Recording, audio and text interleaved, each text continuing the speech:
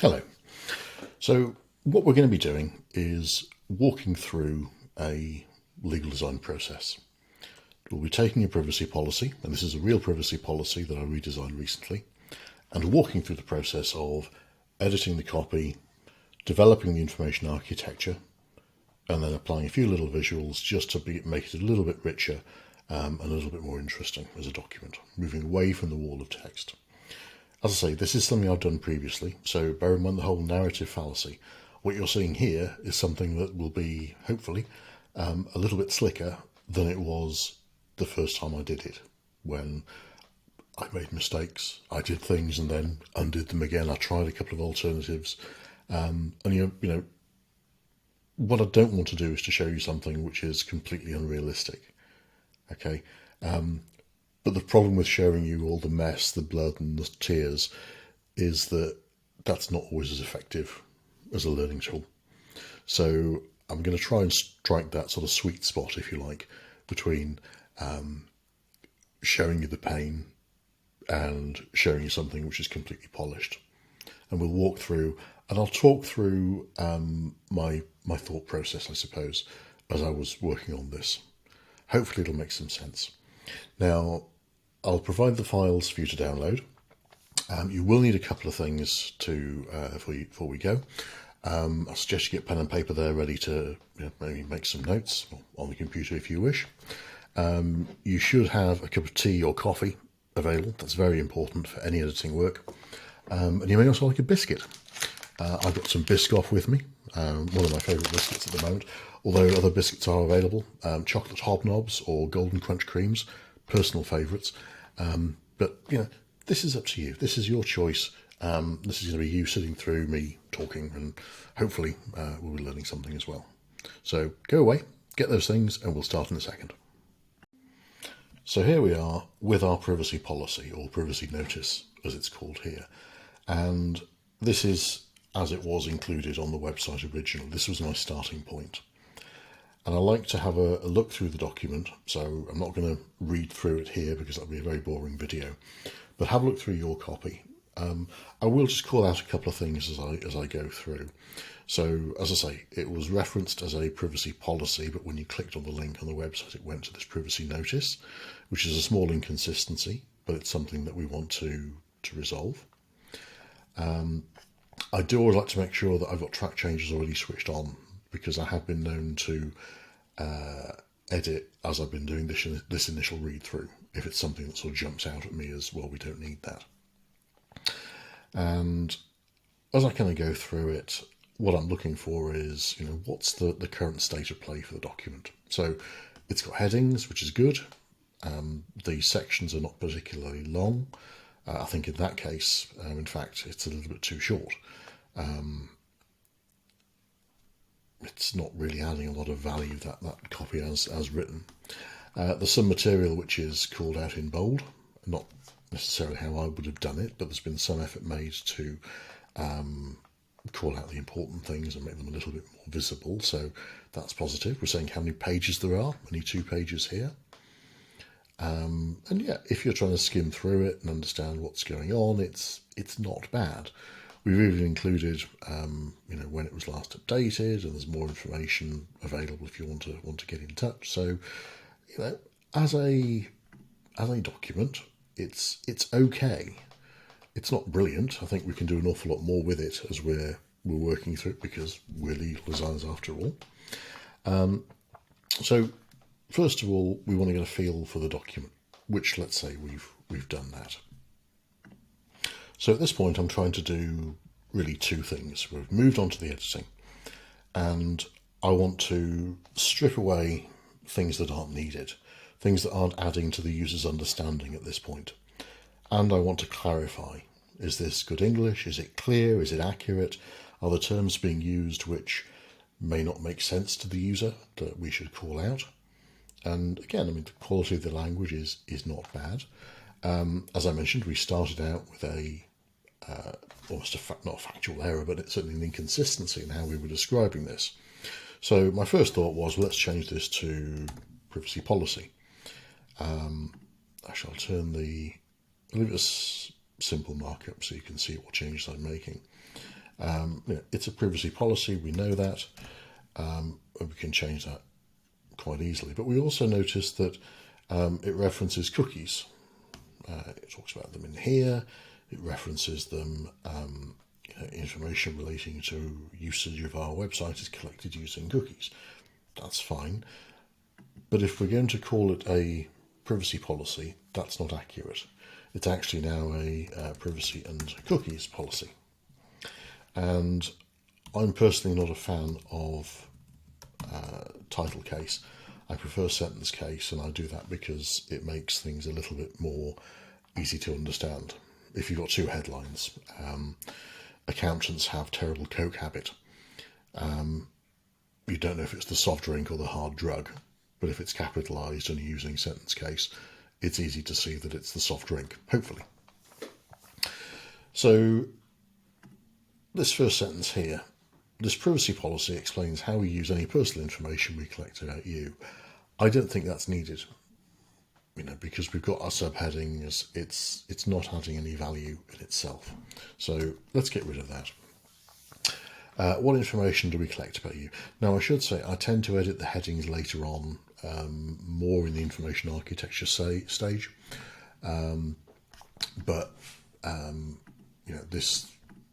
Let's let's work with that for now.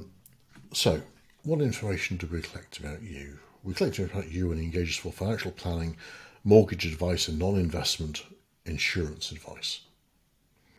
Now, this actually, I should tell you, is for an independent financial advisor here in the UK. So, actually, we collect it. What information do we collect about you? Let's make that a little bit more direct. So, why do we collect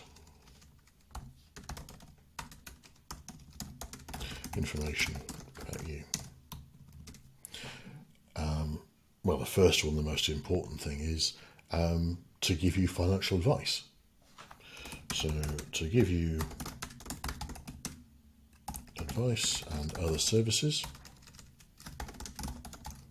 Because remember, this isn't a marketing piece of work. This isn't a marketing document. This is a privacy policy. So we're not telling them about all the different services we do. This is related to the services that they probably already know about. So to give you financial advice and other services, let's say we collect information about what? About you. Is that specific enough? No, because it goes on from, we collect information about you. This information will relate to your personal and financial services. So actually that's what it's about. We collect information about your personal and financial circumstances. It may also include special categories of personal data, such as data about your health. But again, let's flip that around. So when is it necessary for the provision of our services? Well, services like life insurance would require information about health data. So let's make that clear and put that at the top. So services like life insurance may need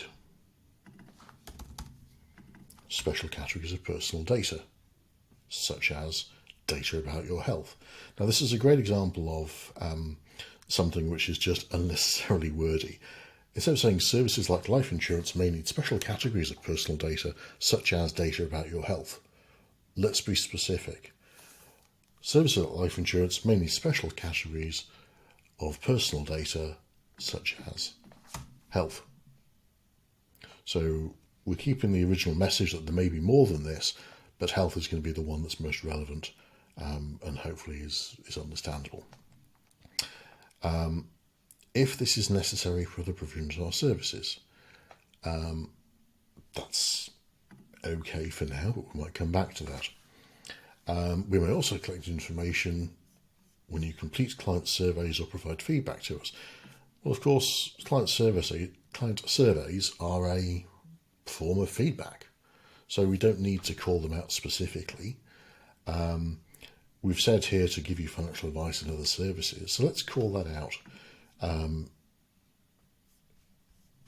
in bold for now so we can see that. So to improve, oops, I can type on this, to improve our services,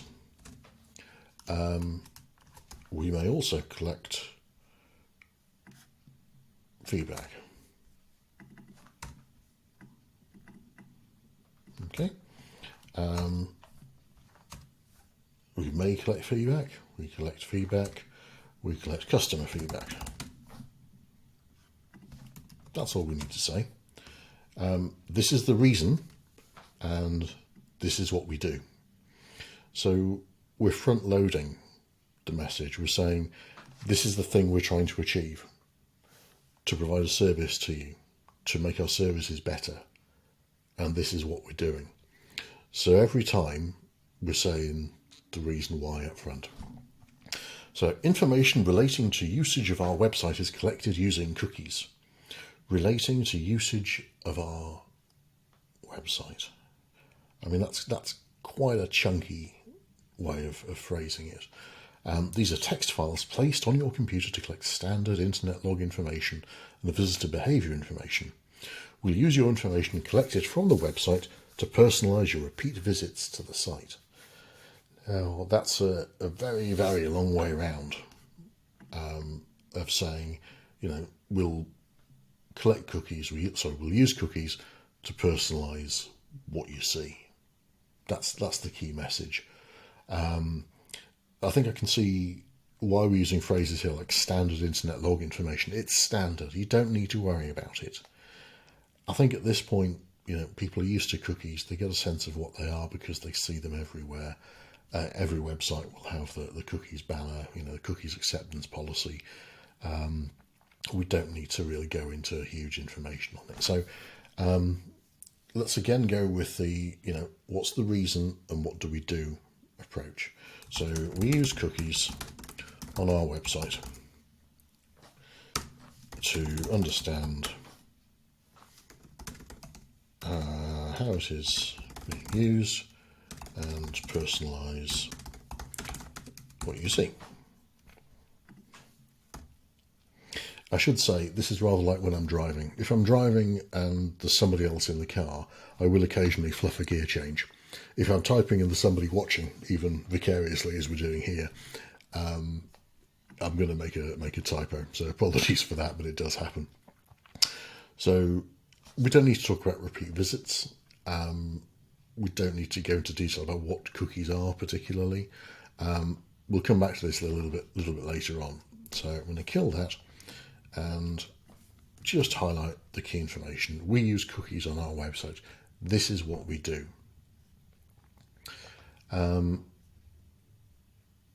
So why do we need to collect and use your personal data? Okay. So the primary legal basis that we intend to use for the processing of your data is for the performance of our contract with you. Now, I've already said that in terms of, we're collecting information about you to give you financial advice and other services. The information that we collect about you is essential for us to be able to carry out the services that you require from us effectively. Again, it's all covered in that message. Without collecting your personal data, we'd also be unable to fulfill our legal and regulatory obligations. Where special category data is required, we'll obtain your explicit consent in order to collect and process this information. And again, it's been covered there. So, is this needed? I mean, the user knows that we're a business. They know that we are providing them with services and that we need information for that. So, I would argue that actually a big chunk of this is actually not particularly helpful. I would suggest that this is probably the key information.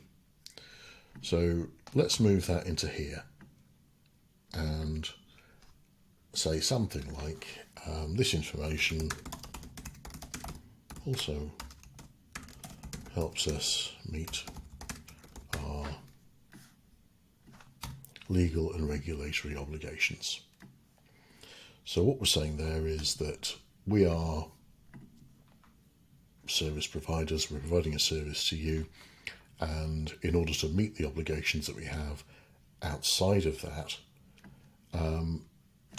then we will collect this information as well. So it's another reason for doing it.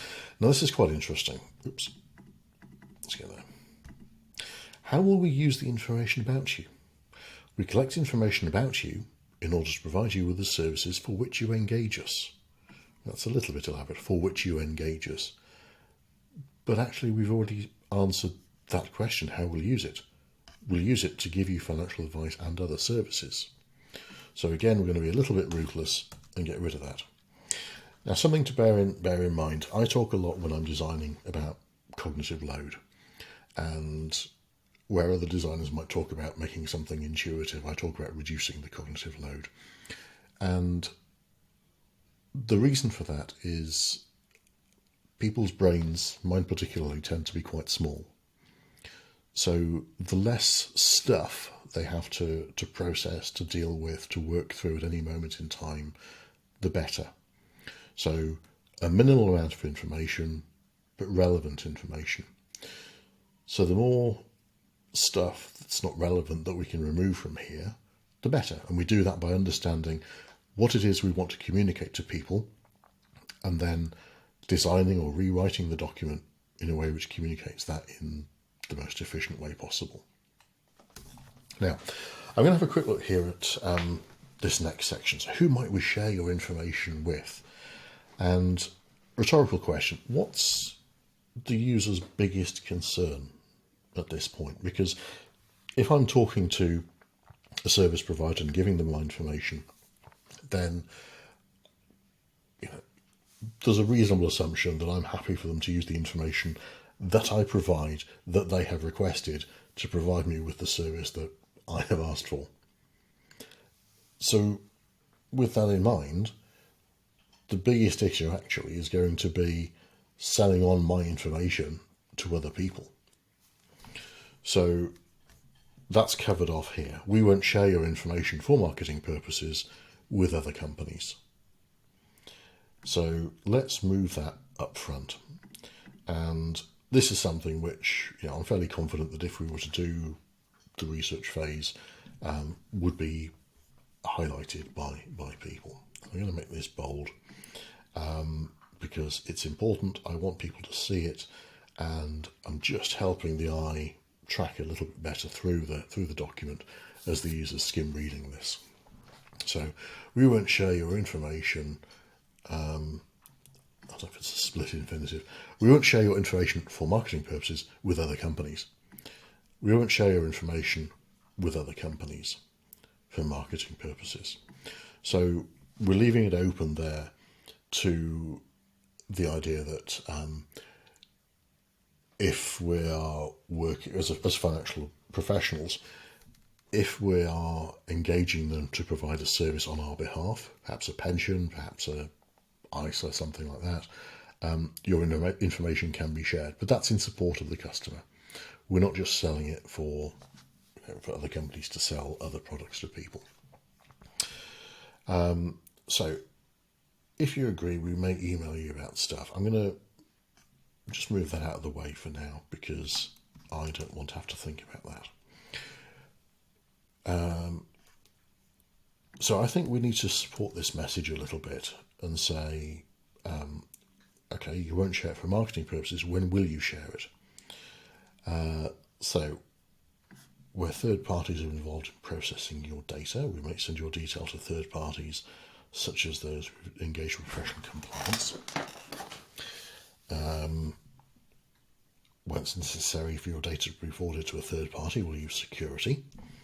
And for third party identity verification. So we've got lots of reasons there why we might send information to third parties. So let's have a look at this. So we may send your details to third parties, such as,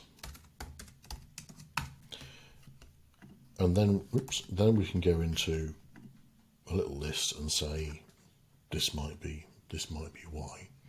So one of the things was product and platform providers. So let's pull that into here, such as product and platform providers that we use to arrange financial products for you. We talked about compliance in there, professional compliance, accountancy, or legal services. And I'm going to make that bold. I'm going to use the Oxford comma because I personally happen to like the Oxford comma. So this has now become redundant, so we can get rid of that. So we're not going to send it for marketing, but we may send it to third parties for these reasons. Now, I put product and platform providers first because that's the most likely thing that's going to happen, and it's the thing that I care most about because it's in service of giving me financial advice and other services. So that's relevant, that's important. We want to stick with reasons why you might send data, or they might send data to somebody else. So one of them is fulfilling obligations in the prevention of money laundering. To fulfill our obligations in respect of money laundering, we could just say to prevent money laundering, but actually it's because they have an obligation to do that. So to meet our obligations to prevent money laundering and other financial crime, we may send your details to third-party agencies for identity verification purposes. Now, purposes is one of those words that is used so often in contracts, and it's not needed. It's for identity verification. Purposes is adding no value here, so get rid. And as we've done here, I want to call out the important bit. Prevent money laundering and other financial crime. So we've highlighted that. We've made it clear why this information is being sent out. So if they're processing the data, there's going to be a contract. What does the contract do? It's helping ensure the nature and purpose of the processing is clear. There's a duty of confidence, and they'll only act in accordance with the written instructions. Okay, so let's pull that through. So where third parties are involved in processing,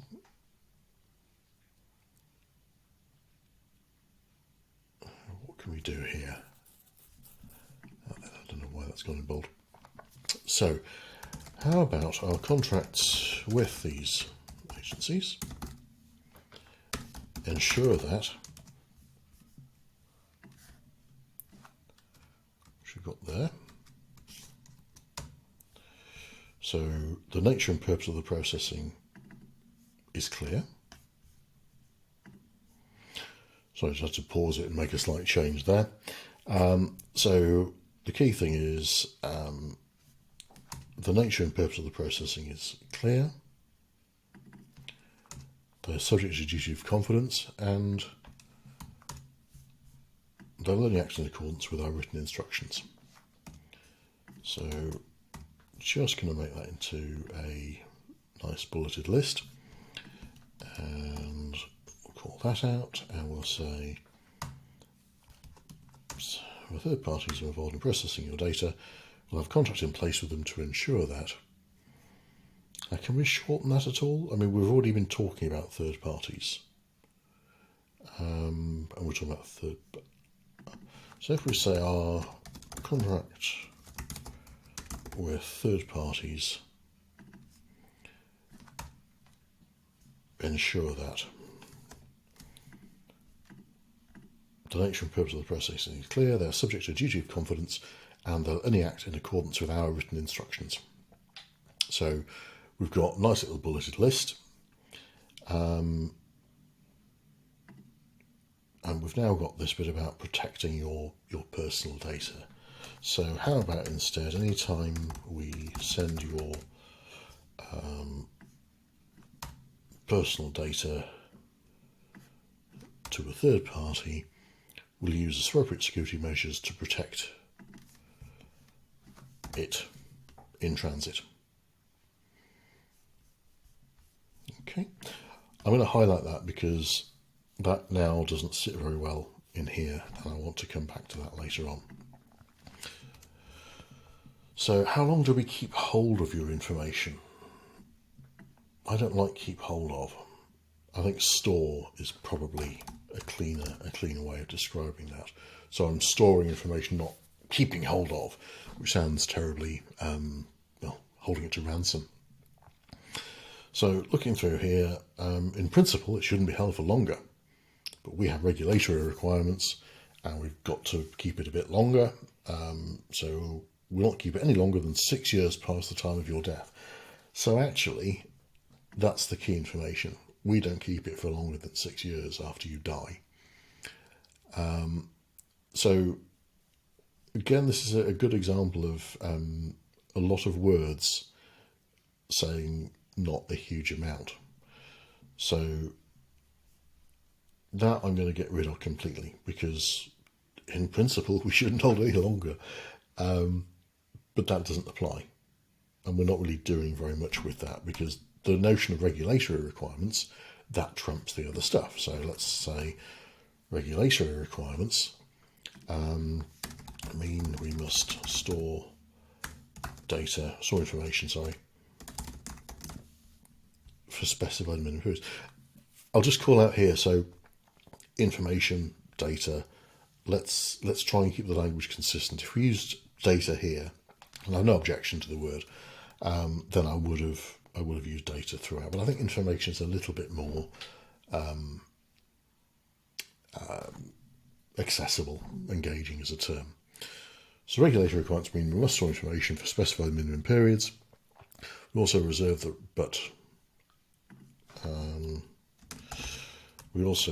right to retain data for longer than this, due to the possibility, in case we need it, to defend a future claim against us.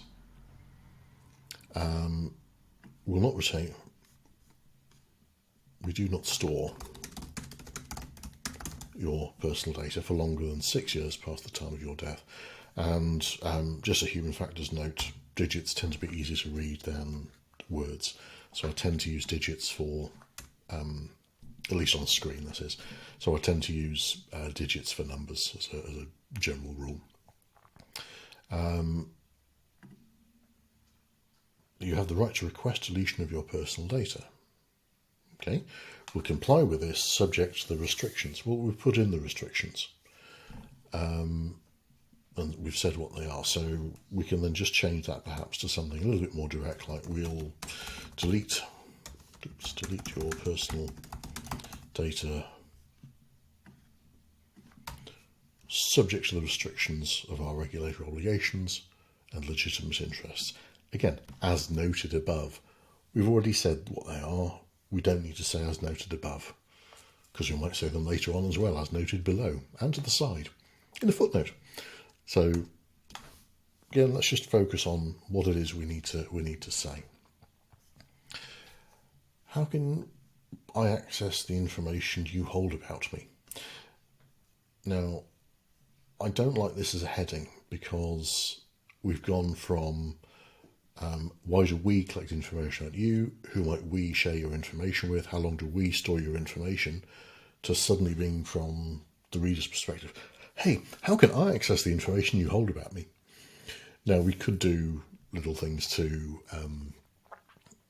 make this a little bit clearer, perhaps. You could have little stick figures or something, and one of them is clearly the advisor and the other is clearly the user. But I think that's probably getting a little bit fussy for something which could be just changed much more easily. Occam's razor. Let's go with the simplest approach. So, how can you access the information we hold about you? So you have the right to do that. You have the right to do that. And we have an obligation. So you have the right to ask us to send you a copy of the information we hold about you. And I'm not going to include that because I don't want to necessarily highlight the contact details. They're in the document. They're a little bit further down. I don't think we need to. It's not a hard and fast thing, but I think it's not adding much here. I'll get rid of that double A there. You have the right to move your personal data to another organisation for their use. When your personal data is processed by automatic means. That's a lovely bit of legalese. Actually, what it means is when it is processed automatically. Let's make that a proper list. So it's processed automatically, processed by automated means. It's equivalent text, and I don't think by automated means. It's just unnecessarily flowery language. What about the obligation? We have an obligation to ensure that your personal information is accurate and up to date. Okay, please ask us to correct or remove any information that you think is incorrect. That's actually okay. So let's leave that for now. What else should you know? We'd like to send you information around our products and services which may be of interest. If you've agreed to receive marketing information, I'm just going to get rid of that gap. We've got something about cookies. We've got something about other websites. Some about changes and how to contact us. So, what shall we tackle next? Let's do the marketing. So we'd like to send you information about our products and services which may be of interest to you, or it may not. So I'm going to get rid of which may be of interest to you because I don't think it's adding any value. If you've agreed, you may opt out at a later date. You have a right to stop us from contacting you for marketing purposes. Now, again, this is essentially the same. We're saying the same thing twice in two sentences. If you agree to receive it, you may opt out. You have a right at any time to stop us from contacting you.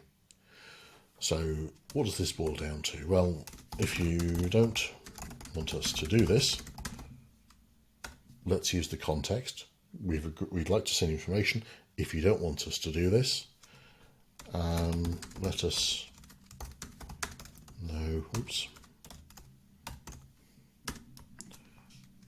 By email or post. That's the key thing. We use cookies to track visitor use of the website and to compile statistical reports on website activity. Now, this is too much information, I think. We are tracking visitor use. We are compiling statistical reports. Don't really care about the statistical reports because it's a very specific use of the data. We're not talking about how the data is going to be used because it can probably be used in other ways as well that the user doesn't really care about. So what's a simpler way to put this? Well, it's to understand how our website is being used. That's it. That's the guts of it. That's the key information. What else? You can set your browser not to accept cookies, and the above website tells you how to remove cookies. So again, a little bit of pointless redundancy. So for further information, visit this. Well, why not say, get rid of for further information. You can set your browser not to accept cookies, and that tells you how to remove cookies from your browser.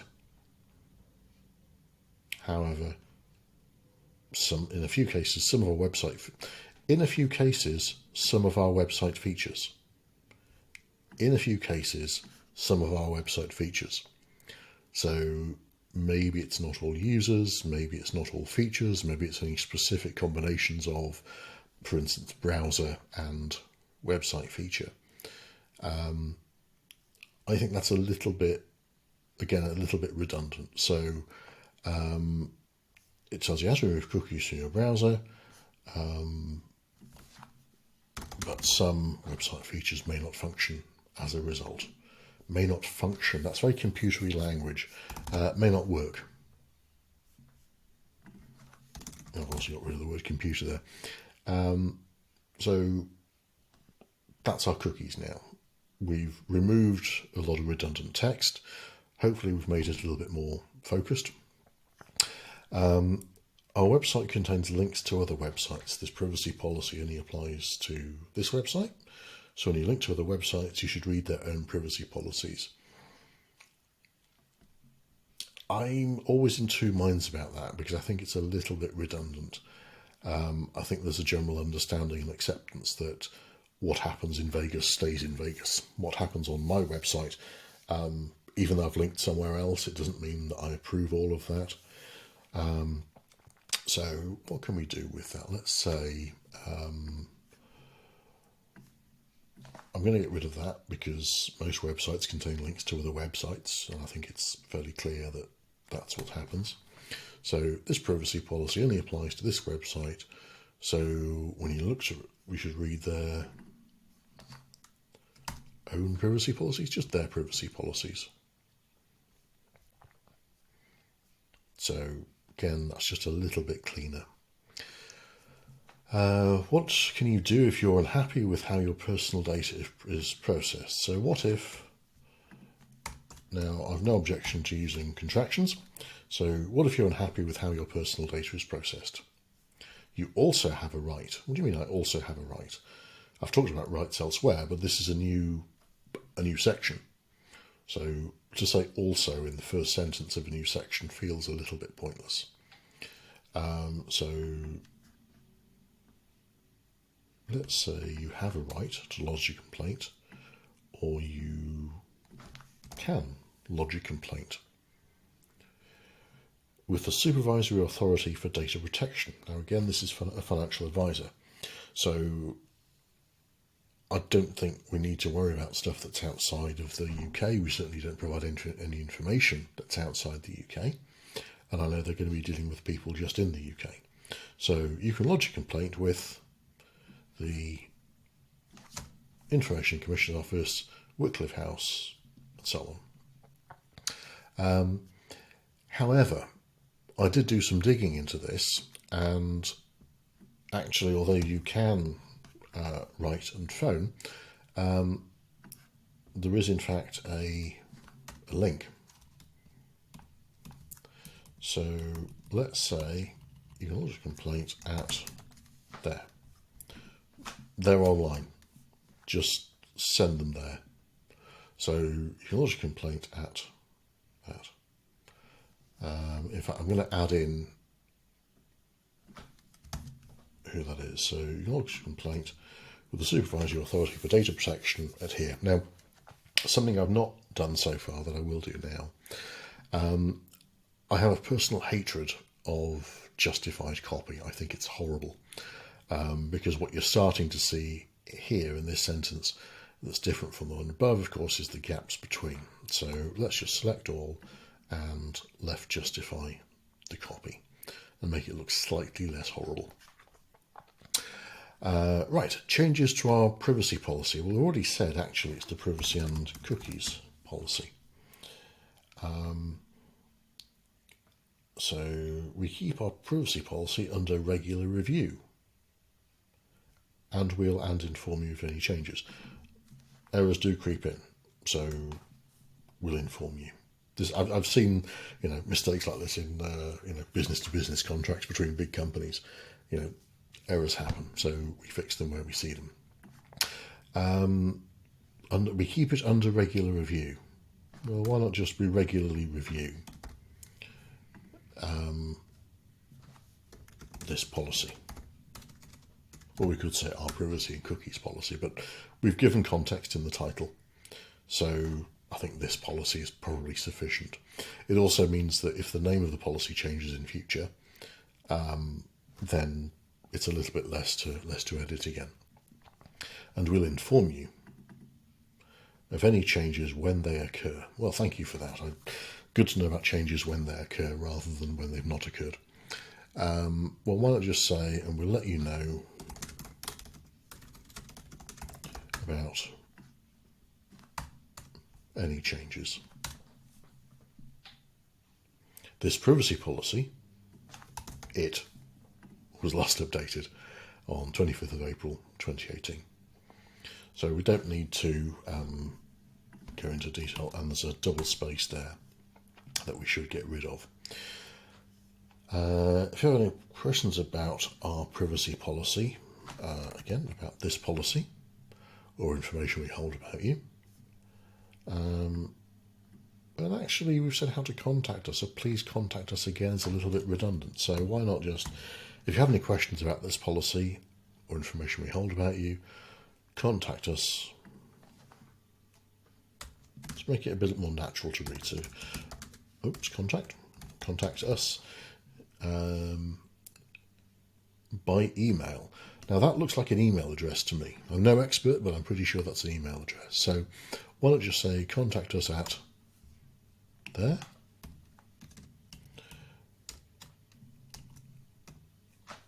or at, and something very few contracts or policies do actually is format addresses like addresses, but I'm old school. I like to have an address presented as an address. I can sort out the gaps between that, because that's a little bit ugly at the moment, and I should probably indent that so it's a little bit more readable. But okay, so that's the first part. I've gone through it in hopefully a fair amount of detail. Hopefully that makes sense. And in the next part, we'll be looking at tidying this up a little bit further and looking at the information architecture.